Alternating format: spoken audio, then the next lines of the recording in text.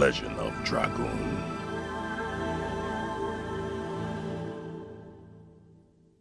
Today we're going to be talking about Disc 3 related strats, so if you mind spoilers, there is your warning. Welcome back, friendly ghost, and welcome back to the core combat tutorial. It's been a hot minute since I said those words, and it feels good to be back. Today we're going to be talking about some strats, and if you know me, I like to talk about strategies that are less known and less popular, so you don't hear the same thing regurgitated over and over and over. So with that said, hopefully this encourages you, whoever you are, and feel free to explore, because exploration is perfectly okay. And everybody's different, so everybody brings their own nachos to the table and we'll have ourselves a nice old picnic. So let's get into this. Today we're going to be answering the age-old question: who is better, Shauna or Miranda? What separates the two? And aside from being good at magic, what other values or benefits or dynamics does he have to bring something new to the table to make the game any more interesting or dynamic in some way? Miranda can be semi-immortal in multiple ways, but we'll discuss one particular way that not only includes her but also Meru, and Shauna is on the outside looking in.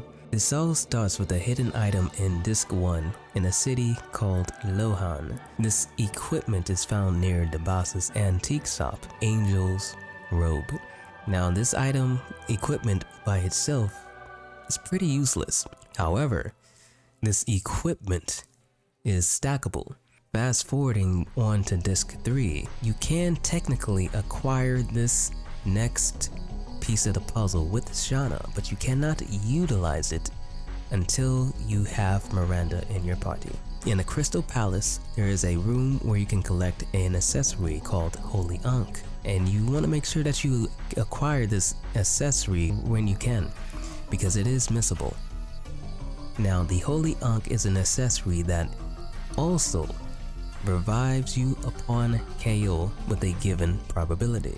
Miranda and Meru are the only two in the game who can combine the Angel's Robe and the Holy Ankh to give you double the chance of reviving. This strat means 4 things. You never have to train these characters to insert them into key battles.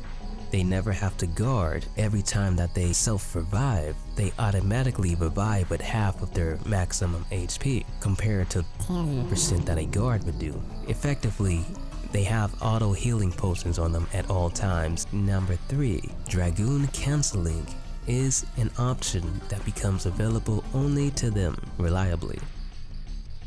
And number 4, which is Miranda exclusively, she is the only character in the entire game who can revive the entire party, including herself, in 1 turn, preventing a game over, of course. The con to this strat is that it is based on luck. You're basically playing a slot machine, albeit a very high winning and high rewarding slot machine with a very high winning percentage. It is always still possible to not get the self-revive in a clutch situation. So it's a give and a take. Put it like this: even Chef Curry misses an open practice 3-pointer from time to time. But if you were to bet $1 million, you'd probably 99 times out of 99 times will bet on him making the shot. With this M and M combination, it's possible to take down every boss in the entire game that crosses your path. In fact, this leads into my next portion of this tutorial.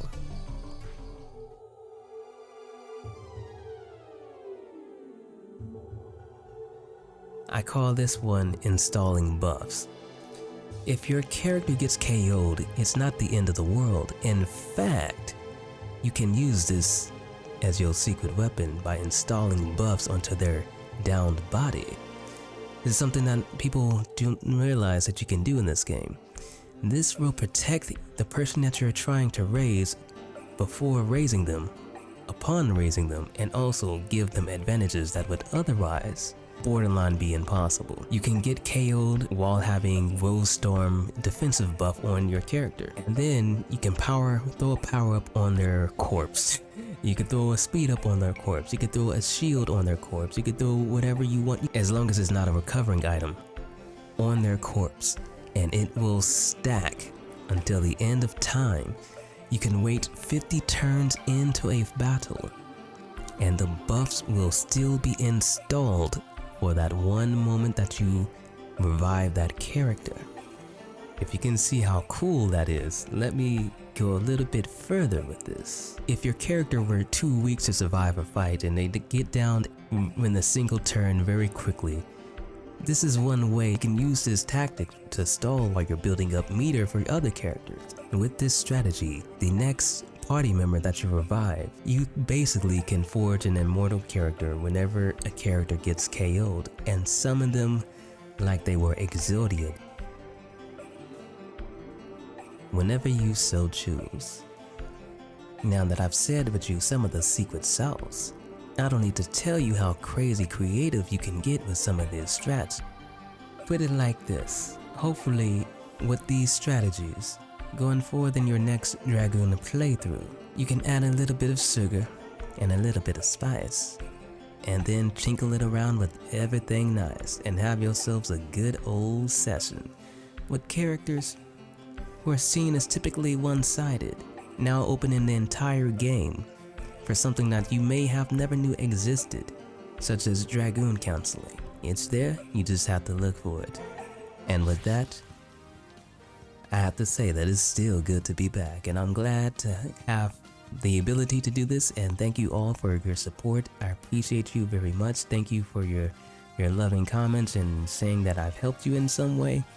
I personally never look back at my old videos because I hate them. I'm my worst critic, and I would die from embarrassment if I were to go back to them.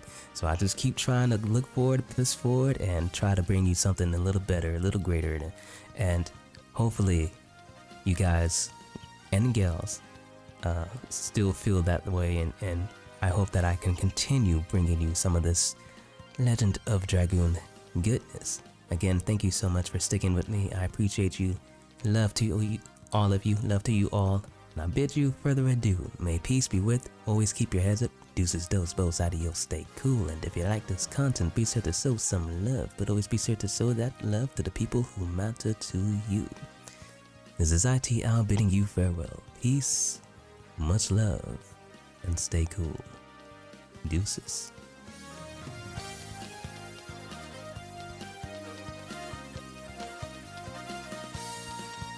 And that was a disgraceful performance, in my opinion. We threw that game. We gave it away by doing that. We gave them the friggin' game. In my opinion, that sucked. What's that? Playoffs? Don't talk about playoffs. You kidding me? Playoffs? I just hope we can win a game.